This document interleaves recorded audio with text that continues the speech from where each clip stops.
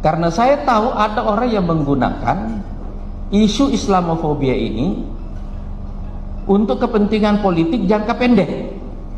Kenapa? Karena kalau orang ditakut-takuti dengan munculnya Islam, yang non-muslim akan terkonsolidasi di salah satu partai. Jadi ada orang yang memanfaatkan pembelahan ini untuk kepentingan politik jangka pendek, dan itu sangat buruk bagi kita sebagai bangsa, apalagi di tengah krisis ini.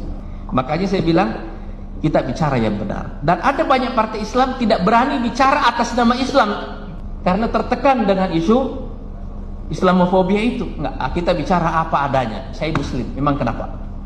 Ini Quran ngomong begini, terus kenapa? Sebab saya percaya bahwa terlalu banyak hakikat di dalam Quran yang manusia itu perlu waktu untuk tahu. Itu kenapa Quran ini akan bertahan sampai hari kiamat walaupun nabinya sudah tidak ada. Dan itu sebabnya kenapa pengikut Nabi Muhammad lebih banyak setelah beliau wafat dibanding ketika beliau masih hidup. Kita ini kan semua beriman, tidak pernah ketemu Nabi Muhammad kan? Nggak pernah lihat balihonya kan?